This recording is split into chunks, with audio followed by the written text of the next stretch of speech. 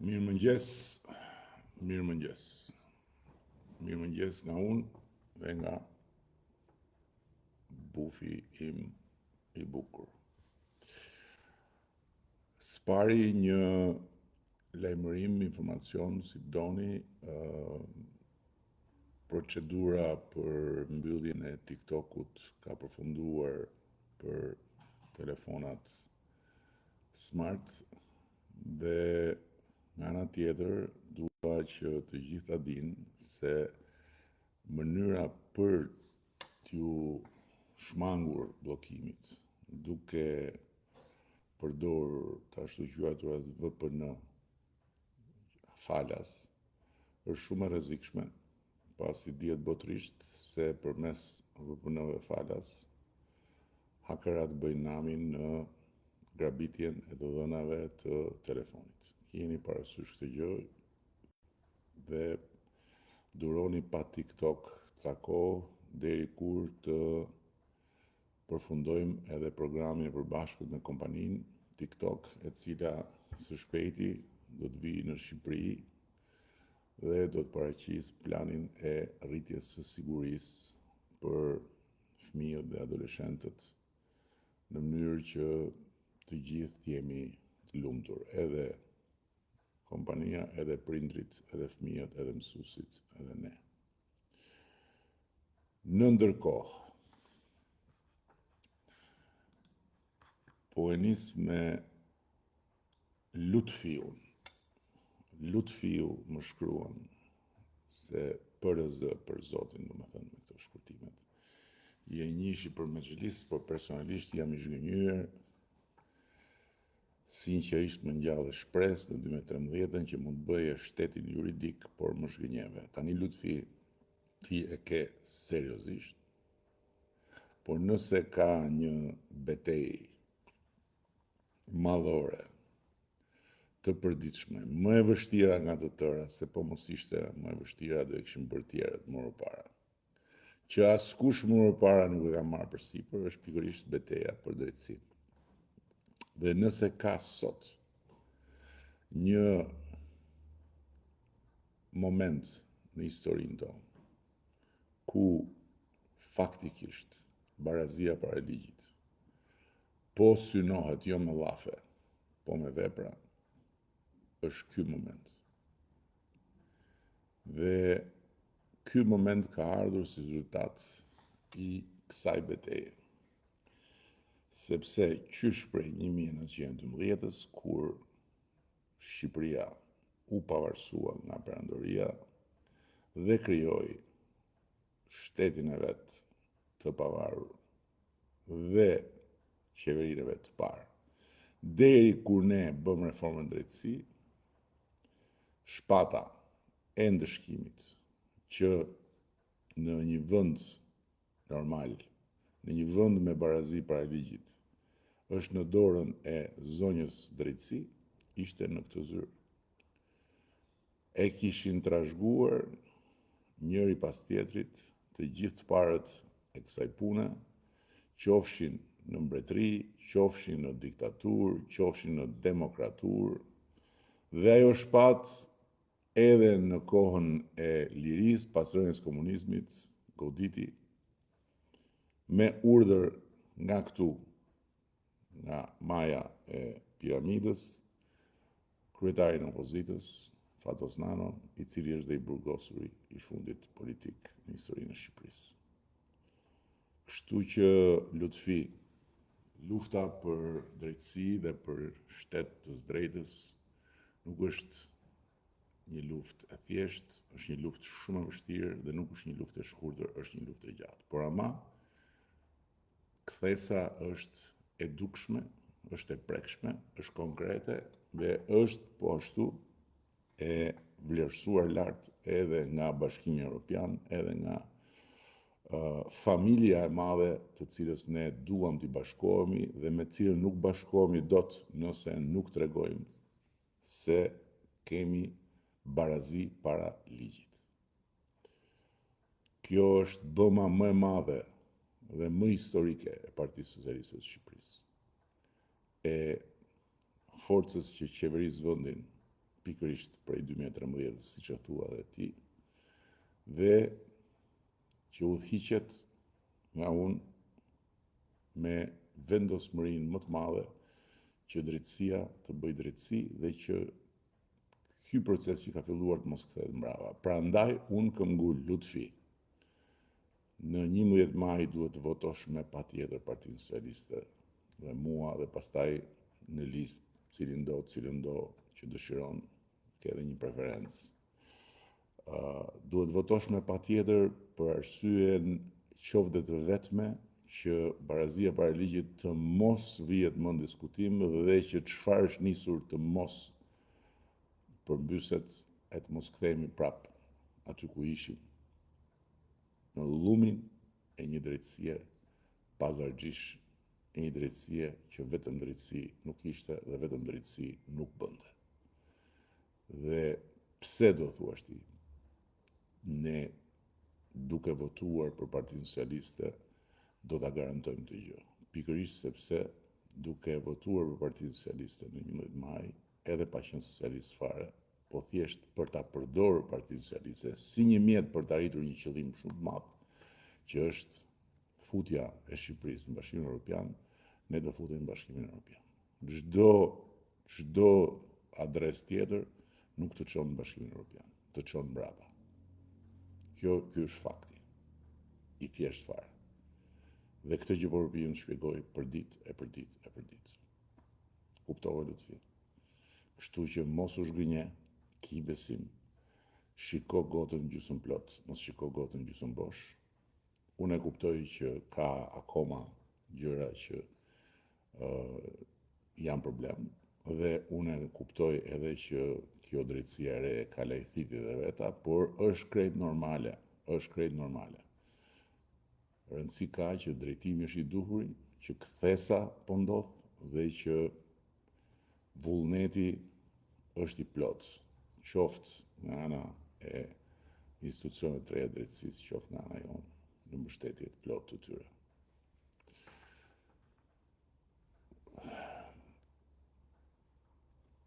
Arsim Moshi, zotëri kryeministër, lëreni atë malsorin, kë malsor ka fjalën.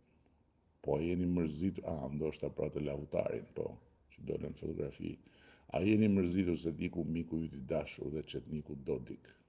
Po të ikin miq, dal nga dal e duhet të mbash pak zi. Ja është një pjesë e juaj atje në Kosovë që siç themi ne këte nga anët tona nuk mbush. Nuk mbush, kështu që nuk kam fare çfarë i bëj. Dhe nuk jam fare i keqardhur, sepse është e kotë ti për të përpiqesh ti bindesh. Por është një pjesë që nuk është shumica. Edhe fatkeqësisht ekziston, por edhe fatmirësisht ekziston, se shqyqyr nuk mendojnë gjithë njësoj.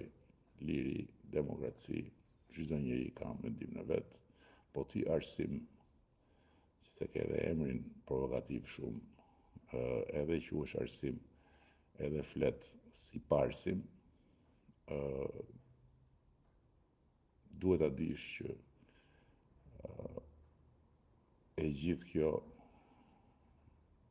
historia e miqve të mi çetnik është një budallëk me brirë, edhe thjesht të bën ty dhe cilin do që mendon e komendon si ty shumë qesharak. Tove, Arsim, kisha shlesh dritë. Ti ja din këti populli votat ja u more me autoblinda, unë me autoblinda votat kur ka ndodhë kjo, mos më ngatron. Dhe tokën jeta e u marrë me dajak ta lumsha, tokën më ngatron, me siguri më ngatron. Veç Zoti inshallah të dhimbt e merret me ty, se tjetër kush s'ka qa të ba. Unë ke vënd dhe një emër që s'kam as qatë tem, se ke vënd emrin Kish, Një sugjerim kam, shko tek Prifti, rrëfeu, merr bekimet e tij, mundohu të pastrohesh, luti Zotit të ndriçoj rrugën, se pas ke hub krejt. 12 vjet kem pushtet dhe akoma justifikohesh. Unë nuk justifikohem fare për asgjë, pse për çfarë justifikohet. Ishim vendi më i varfër dhe prapë ashtu jemi, çmimet i ke më të shtrenjta se në Zvicër. Pagat janë më të ultat ashtu siç ishin. Zot.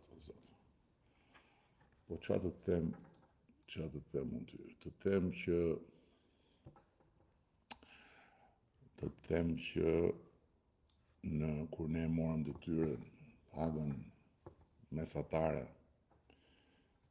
në sektorin publik, pra në punë shteti e kishim 372 euro, edhe që sot, vitin 2024, e mbyllën me 1000 euro pagën mesatare, Instati, referoju Instatit.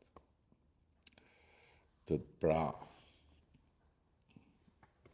kemi bërë një rritje shumë lartë, po të them që pagën mesatare të përgjithshme, pra atë të kombinuar në sektor publik, sektor privat, e kishim 322 dhe kemi sot 830 euro. 830 euro është paga mesatare sot në Shqipëri e përgjithshme. Ajo në sektorin publik është 1000 euro, si që e ka njësoj. Po paga minimale e kishim 157 euro, e kemi 400 euro dhe në vendim, si që kam thënë dhe më parë, në qershor do të bëjmë 500 euro duke që do të hyjë në efekt nga janari 2026, pagën minimale, 500 euro. Ndërkohë që shumica e kompanive, shumica e bizneseve e kanë shumë më të lartë pagën minimale sot. Çfarë të them? Kush nuk do të dëgjojë, nuk dëgjon, është më shurt se sa ai që realisht ka probleme me dëgjimin. Kush nuk do të shikojë është më i verbër se sa ai që ka probleme me shikimin. Dihet kjo. Mentori, po pse në prag të votimeve bajni punë, po harroni se fitoni noc rrokun do merrni. Mirë, mentor, dakord. Do ta shohim në 11 maj se çfarë do të vendos populli në fund do vendos. Kam frikë se do shgënjehesh se po bën tifozi, ndërkohë që duhet bësh njeriu i interesuar për të marrë atë që takon nga 11 maj. Dhe ajo që takon nga 11 maj është të investosh për pasaportën europiane të Shqipërisë dhe ta marrësh atë pasaportë, mendoj unë. Tifozlikun ke kohë ta bësh, po atë pasaportën merre, mos e lër. I dashur mentor. Dhe atë pasaportë ta jep vetëm ky që po të flet bashkë me atë partinë që është aty te kutia numër 5.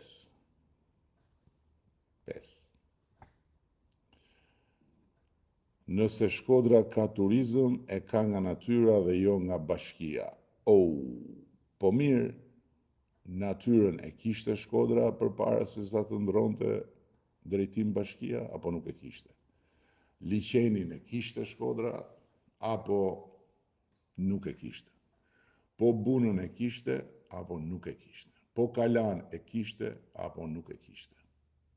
Çfarë nuk kishte Shkodra nga natyra që i ka sot? Të gjitha i kishte. Po pse numri i turistëve është rrit në mënyrë të jashtëzakonshme, pikërisht qysh se Benet Beci mori drejtimin e bashkisë Shkodër? Si e shpjegon ti këtë? Apo me që e fitum në Shkodrën edhe natyra filloi të buzëqesh? Ka mundësi. Po çfarë është kjo mohabet? Për të gjitha ndryshimet e jashtëzakonshme që kemi sjell, i ka sjell koha, i ka sjell natyra, Po mirë, po pse nuk e pranoni një gjë shumë thjeshtë, që kur Shkodrën e kishte partia jote, se dukesh qartë se ke edhe në profil qartë Vulën, Shkodra ishte katastrofë. Po unë ndjen Shkodër, jam Lemeris, vajta të shoh kantierin e shkollës Ndre Mjeda në mes qytetit, shkolla Ndre Mjeda, me një trup mësuesish e nxënësish që është shumë e mirë. Janë nxënës që fitojnë konkurse ndërkombëtare, fitojnë konkurse kombëtare, po ishte pabesueshme që ajo shkollë ekziston akoma në Shqipëri në mes të qytetit, ishte pabesueshme, nuk kanë qytete të tjera shkollë që. Ishte e mbaruar komplet, si kanë ndetë aty njerëzit, si kanë ndetë aty fëmijët, si. Edhe më tregon mu e bëri natyra, e solli koha. Jo, nuk e solli koha. Nuk e solli koha ndryshimin e Shkodrës, e solli Benet Beci në Partinë Socialiste. Fute mirë në kokë këtë gjë. Ti e di, po bën sikur se di. Se kështu ta do partia. Lëre më atë parti, lëre. Lëre atë parti, se ajo parti të bën edhe qesharak. E kupton? Shife se çfarë të detyron të flasësh. Të detyron të flasësh marrina. Ram pas ke lindur me këmish, të gjithë spionët, tradhtarët, gënjeshtarët, i ke kundërshtar, ecë përpara. Tajar Osmanaj. Emër Tajar. Këmisha është si t'ja presësh vetes. Bravo, bravo, gjumë popullin këtë muaj që ka ngel para zgjedhjeve, se ne harrojmë hallet kur afron fushata, barkun plot, mirëqenia lart fare, se di po si na duken politikanët. Sa të vështirë, mo burr që ndrojnë i popullit pas gjithë mandatin, po ti kur më ke parë mua që në 12 vjet nuk i kam qëndruar popullit mbrapa, kur? Po ja ku i ke, se e ke këtu e ke, këtu ku më shef, e ke gjithë historikun e qëndrimit tim me popullin para mbrapa. Hape, shife. Asgjë ndryshe nuk po bëj unë tashti që është fushat. Asnjë gjë. Zero. Asgjë ndryshe. Fare. Të njëjtën gjë çdo javë, çdo muaj, po pse flisnim shumë? Ç'është kjo më bë? Ulet çmimin për metër katror në Tiranë. Po si e ulun çmimin për metër katror në Tiranë, ku çmimi për metër katror në Tiranë, në gjithë botën e lirë është çmim tregu, më zotni, si e ulun çmimin. Ndërkohë që po, ne kemi e disa shtëpi, sa apartamente kemi ndërtu nga e para, kemi rindërtu apo kemi rigjeneru. E disa dyer janë hapur dhe familjet kanë hyrë në shtëpi o të reja fare, o të rindërtume, pra të riparume, ose të rigjeneruara me sistem kursimi energjetik e tjerë disa. 35.000, e beson do të ti? 35.000 dyer janë hapur. 35.000 qelsa janë rrotullu, por të hyni një shtëpi ku me shpenzimet e shtetit kanë përfituar familjet. Dhe kemi një program për 50.000 dyer deri në 2030, që ta dish. Përsëri, krejt të reja, të riparuara apo të rigjeneruara me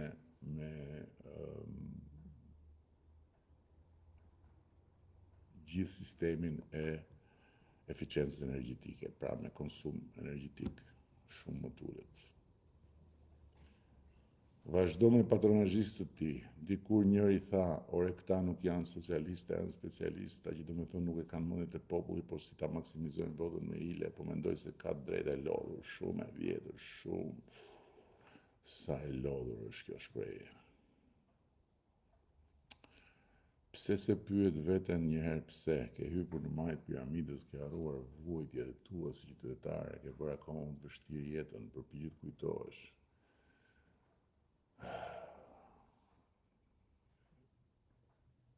Unë zgjuar jam para teje dhe mbas teje, që na dish, se kështu ma do puna. Tani unë nuk di që të them, unë di faktet dhe unë di ku është Shqipëria sot, edhe ku e shofin të tjerët Shqipërinë sot. Ata që nuk duan, s'kam për ta parë. Kush nuk do të shohë përsëris është më i verbër se ai që ka probleme me shikimin. Kush nuk do të dëgjoj është më i shurdhët se ai që ka probleme me dëgjimin.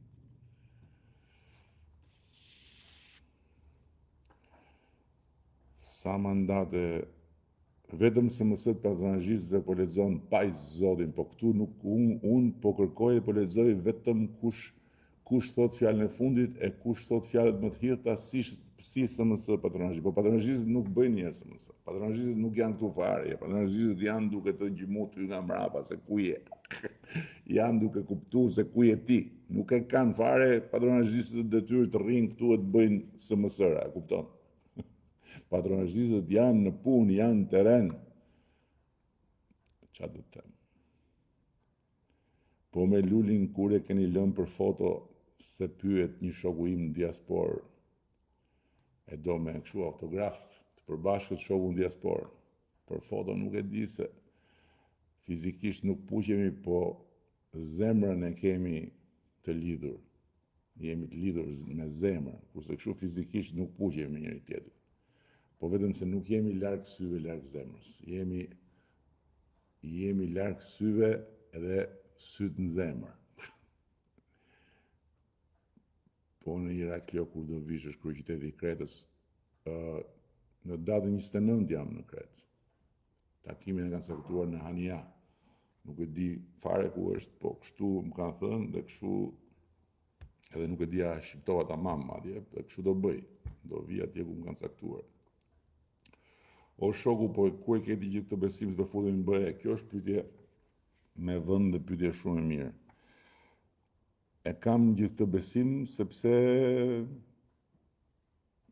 për këtë më keni zgjedhur dhe për këtë më paguani që të di arsyet pse e kam besimin. Dhe arsyet pse e kam këtë besim janë ato që mund t'i shohësh edhe ti. Është një situatë e re për Evropën. Europa kërkon të zgjerohet. Dhe duhet t'i kesh dëgjuar, nëse si ke dëgjuar, dëgjoj që me vetë gojën e komisioneres së zgjerimit, që ishte edhe këtu në Shqipëri, Europa thot, deri në 2027 duan të mbyllim negociatat me Shqipërinë. Kjo nuk ka bërë vaki ndonjëherë. Negociata 3 vjet nuk ka bërë vaki ndonjëherë. Malizi, me cilin ne jemi krah për krah, ka që në 2012 që i ka hapur negociatat. Dhe nuk ka hyrë akoma dhe ne e kemi arritur dhe jemi krah për krah. Dhe ideja është që Shqipëria dhe Malizi të hynë në Bashkimin Evropian. Serbia që i ka hapur negociatat në 2014 është mbrapa nesh tani. Nuk ka shans që të hyjë me këtë mundësinë e parë. Tek mundësia e parë jemi ne dhe Malizi. Në 11 maj ne e ndajmë të punë. Nëse ka një votë plebiscitare për të hyrë në Europë, do t'jetë shumë më e lehtë për ne. Këtë di t'ju them unë juve. Dhe ne mbarojmë negociatën në 2027. Dhe duhet të vrapojmë. Nuk duhet të ndalemi asnjë sekondë, jo më të luhatemi nga do t'i bim. Majt asa djathtë, jo më do t'i bim drejt. Dhe prandaj je i majt, je i djathtë, bjeri drejt. Shko drejt, te fleta votimit e ke drejt. Mund mes e ke numrin 5, Partinë Socialiste, Edi Rama dhe gjithë kandidatët atje. Vëre shënimin te numri 5, vëre dhe një shënim te cila do nga kandidatët, ose nëse s'do asnjë puna jote, por ama tek 5-a, vër shënimin dhe jemi në rregull. Jemi në rregull dhe pastaj detyrimi jonë dhe imi është të t'japim pasaportën e BE-s, Shqipërisë dhe ty.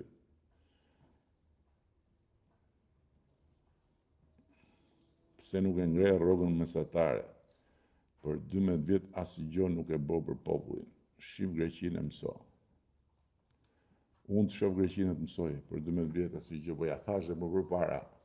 Paga mesatare në sektori publik ka qenë 372 euro kur ka marrë detyrë. Sot është 1000 euro në sektori publik. Në sektorin e përgjithshëm, bashkimi i privates me publiken, ka qenë 322 euro, sot është 830 euro. Si nuk është ngrit? Është ngrit që të shkeme atë punë. Si nuk është ngrit? 2 fishe gjys, si nuk që ka ngrit? Qa ti shoh Greqisë? Nuk e shoh fare Greqinë unë, përkundrazi, Greqinë shive ti edhe kupto që Greqia ka një avantazh ndaj nesh, siç kanë gjithë vendet e Bashkimit Evropian, që ka një buxhet ekstra. Prandaj duhet futemi në BE. Prandaj duhen lënë pralla dhe duhet futur në BE, që të kemi dhe ne një buxhet ekstra.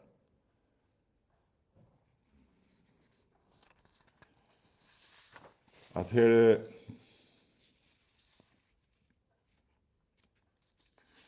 në 12 vjet në pushtet s'keni bërë një tren. Ne nuk bëjmë trena. Ne bëjmë hekurudha.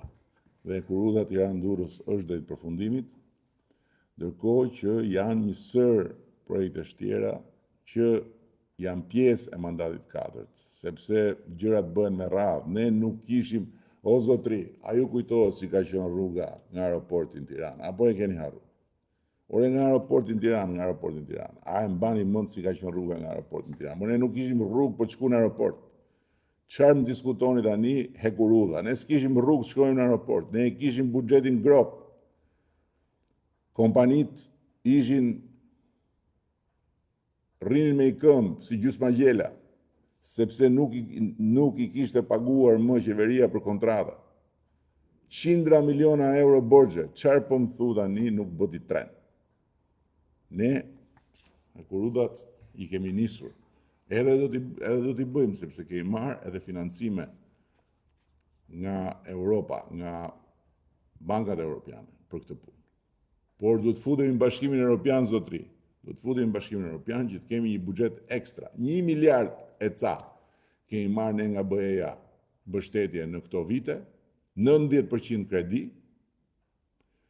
Nëse futemi në BE kemi 1 miliard çdo vit dhe është 90% grant, jo kredi. Pra, granti është para që janë për ty dhe nuk ke asnjë borxh që ti kthesh. Kuptove? Çfarë të mbështesin? Llumin që i shkaktohet Shqipërisë në 12 vjet apo turizmin cop. Ju duhet ikni të mos ktheheni për 50 vjet. Po, më fal, po, ti ku jeton? Se dakord, ku jeton? Domethënë llumi shkaktohet Shqipërisë të 12 vjet. Para 12 vjetësh Shqipëria ishte e kulluar. Turizmi cop këto 12 vjet, por para nuk e di. Kjo është. Kush nuk do të shikoj, është më i verbër se ai që ka probleme me shikimin. Kush nuk do të dëgjoj, është më i shurdhët se ai që ka probleme me dëgjimin. Kjo është.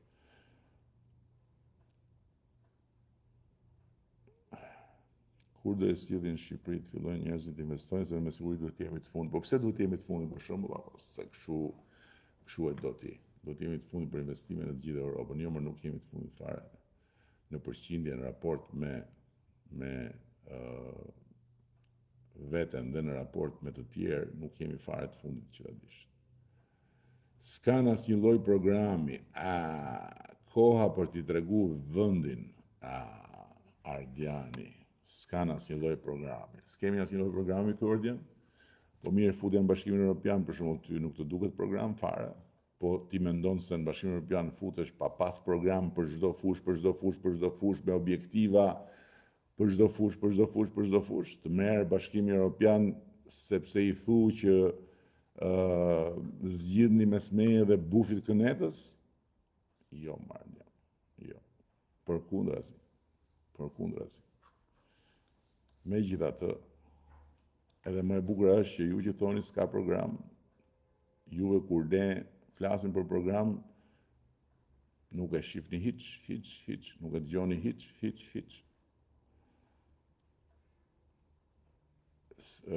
Si do më këmbë një ekonomi shqiptare që po shkon poshtë e më poshtë. Po, Tani, unë mendoj që nëse ekonomia shqiptare do ishte duke shku poshtë e më poshtë, rrogat nuk do shkonin lart e më lart, punësimi nuk do shkonte lart e më lart, vlerësimet e institucioneve ndërkombëtare nuk do shkonin lart e më lart, Bashkimi Evropian nuk do të na i rriste shanset lart e më lart për të hyrë në Europë, mendoj unë. Por, natyrisht, ti mendon ndryshe sepse i përket një kampi tjetër, siç edhe e thu shumë qartë në mesazhin tënd, një kampi ku jetohet mes kënetës edhe ku praktikisht fjalë e vërtet merret aroma edhe mendja pa mendje e kënetës. Ky është problemi. Okej. Besoj që jemi në kohë, besoj që jemi në kohë dhe shpresoj shumë që të jemi kuptuar në ato pika që thash, për përsëris dhe njëherë, TikToku në smartphone është mbyllur, e kam informacion dhe e kam edhe si këshill, sugjerim për gjithë ata që do të dëgjojnë fjalën VPN falas, mos i hyni asaj rrugës, sepse VPN falas janë hapja e shtegut për të humbur të dhënat që keni në telefon, sepse hakerat janë aty gati t'ja u glëbërojnë të dhënat e telefonit. Dhe i them të gjithë prindërve, kujdes me telefonat, sepse nëse fëmijët ju fusin VPN në telefon, ju morën qafë. Kujdes me telefonat, TikToku me VPN është hapja e rrugës për hakerim. Okej? Falas dhe pastaj është një dardhë që e ka bishtin mbrapa shumë të madh, shumë të gjatë. Faleminderit. Numrin 5 edhe mirë se të shihemi.